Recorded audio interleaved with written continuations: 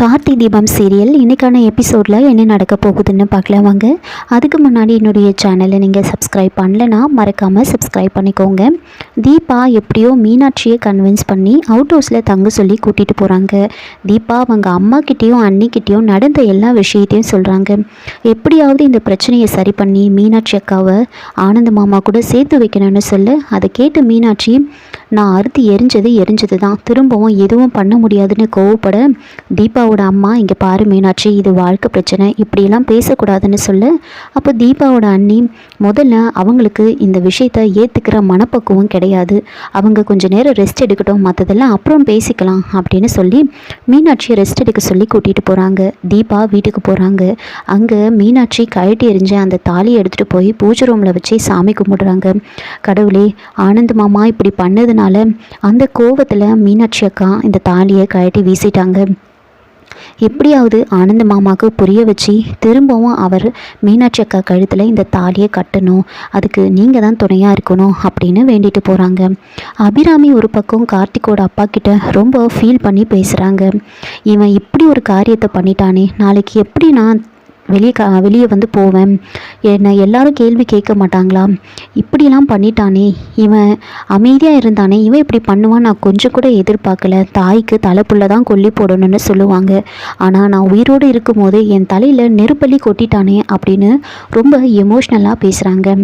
அருண் ஏதாவது பண்ணியிருந்தா கூட எனக்கு அவன் மேலே சந்தேகம் வந்திருக்கும், ஆனால் இவன் பெங்களூர் போகிறேன்னு சொல்லும் போதே வந்து எனக்கு ஒரு சின்ன சந்தேகம் கூட வரலை, ஏன்னா அவன் அப்படி இருந்தான், ஆனால் அப்போவே தெரிஞ்சிருந்தா ஏதாவது நான் கொஞ்சம் சுதாரிச்சிருந்திருப்பேன், இதை நான் மீனாட்சி கிட்ட கூட சொன்னேன், ஆனால் இப்படி ஒரு காரியத்தை பண்ணிட்டானே அப்படின்னு ரொம்ப கோபமாக பேச, அப்போ கார்த்திகோட அப்பா அவனை சொல்லி குத்தம் இல்லை, இந்த பொண்ணுக்கு எங்கே போச்சு அறிவு அப்படின்னு கோவப்பட, அந்த பொண்ணை ஏன் சொல்கிறீங்க, இவனுக்கு எங்கே போச்சு அறிவு, இப்படி ஒரு காரியத்தை பண்ணிட்டானே, நான் மீனாட்சிக்கு என்ன பதில் சொல்லுவேன், மீனாட்சியோட அம்மா அப்பாவுக்கு நான் என்ன பதில் சொல்லுவேன் சொல்லுங்கள் அப்படின்னு சொல்ல, அப்போது கார்த்திகோட அப்பா வந்துட்டு தீபா மீனாட்சியை கன்வின்ஸ் பண்ணி அவுட் ஹவுஸில் தான் தங்க வச்சுருக்கா, நாம் எப்படியாவது அவகிட்ட சொல்லி புரிய வைக்கலான்னு சொல்ல, அதுக்கு அபிராமி நீங்கள் மீனாட்சியை புரிஞ்சுக்கிட்டது அவ்வளோதான், அவள் ரொம்ப பிடிவாதமானவன், நீங்கள் இப்படி ஒரு பிள்ளையை வளர்த்து வச்சுருக்கீங்கன்னு அவள் என்ன தான் கேள்வி கேட்பா, அவளுக்கு நான் என்ன பதில் சொல்லுவேன், அவளை நான் தாங்க இந்த வீட்டுக்கு கூட்டிகிட்டு வந்தேன், இந்த வீட்டோட மூத்த மருமகளாக நான் தான் கூட்டிகிட்டு வந்தேன்,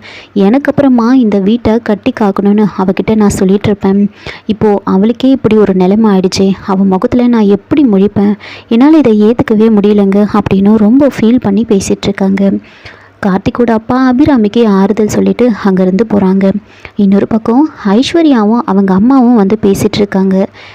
எப்படி இந்த ஆனந்த் வந்துட்டு இப்படி ஒரு காரியத்தை பண்ணால், எது எப்படியோ நமக்கு எதிர்பார்த்த ஒரு டிக்கெட் இங்கேருந்து கிளம்பிடுச்சு அப்படின்னு சொல்ல, என்னம்மா சொல்கிற, யார் சொல்கிற, மீனாட்சியா சொல்கிற அப்படின்னு கேட்குறாங்க. ஆமாம், இவ்வளோ நாளும் அந்த தீபாவுக்கு சப்போர்ட் பண்ணிட்டு இருந்தால, இப்போது அவளும் கிளம்பிட்டான், இனிமேல் நமக்கு பிரச்சனையே கிடையாது, இப்போது இவ்வளோ நாளும் வந்து நாம் தான் சொத்துக்காக கேட்டுட்டு இருந்தோம், ஆனால் இப்போ அந்த ஆனந்தும் கூட்டு சேர்ந்துட்டான், எப்படியாவது அந்த ஆனந்துக்கு சப்போர்ட் பண்ணி அதை வச்சே நாம் சொத்தை பிரிக்க சொல்லி அபிராமி கிட்ட கேட்கணும் அப்படின்னு சொல்லியிருப்பாங்க. இவங்க ரெண்டு பேரும் வந்து இப்படி பேசிட்டு இருக்கிற சமயத்தில் வெளியில் அபிராமி கார்த்திகோட அப்பான்னு எல்லாரும் வந்து உட்காந்துட்டு இருப்பாங்க. அப்போது போலீஸ் வந்து அங்கே வராங்க. இங்கே ஆனந்த்ன்றவங்க யார் அப்படின்னு கேட்குறாங்க. உடனே ஆனந்த் ரியான்னு எல்லாரும் வந்து வெளியில் வராங்க. அப்போது ஆனந்த் வந்துட்டு ஐஸ்வர்யோட அம்மா வந்து சொல்கிறாங்க, என்ன மாப்பிள்ளை உங்களை தான் கேட்குறாங்க, பதில் சொல்லுங்கள் அப்படின்னு சொல்ல, நான் தான் ஆனந்த் சொல்லுங்க அப்படின்றாங்க.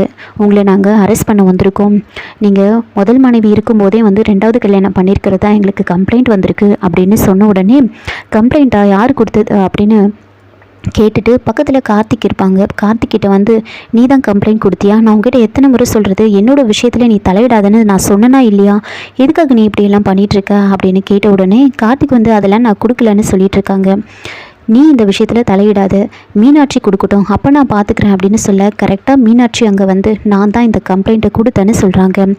நீங்கள் அரெஸ்ட் பண்ணி கூட்டிகிட்டு போங்க அப்படின்னு சொன்ன உடனே ஆனந்த் வந்து ஷாக் ஆகுறாங்க. கார்த்திக் இருக்கிற தைரியத்தில் தானே நீ இப்படியெல்லாம் பண்ணிகிட்ருக்க, உன்னை பார்த்துக்கிறேன் அப்படின்னு சொல்லிட்டு ஆனந்தை அங்கேருந்து அரெஸ்ட் பண்ணி கூட்டிகிட்டு போகிறாங்க. அதுக்கப்புறமா ரியா வந்துட்டு அபிராமி மீனாட்சி கிட்ட வந்து பேசுகிறாங்க.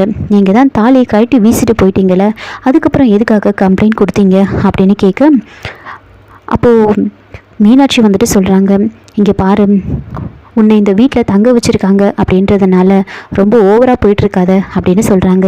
தீபா நேராக வந்து ரியா கிட்ட வந்து கேட்குறாங்க. இல்லை நீ உன் புருஷன் கூட நல்லா வாழ்ந்து அப்போ உன் புருஷன் வேறு ஒரு பொண்ணை கல்யாணம் பண்ணிக்கிட்டு வந்து நின்னா உன்னால் ஏற்றுக்க முடியுமா அப்படின்னு கேட்க, அப்போ மீனாட்சி அதெல்லாம் அவங்க ஏற்றுப்பாங்க, அவங்க புடவையை மாற்றுற மாதிரி புருஷனை மாற்றுறவங்க தானே அப்படின்னு பேச. அப்போ ரியாவுக்கு கோவம் வருது. இங்கே பாருங்கள், தப்பாக பேசாதீங்க அப்படின்னு சொல்கிறாங்க.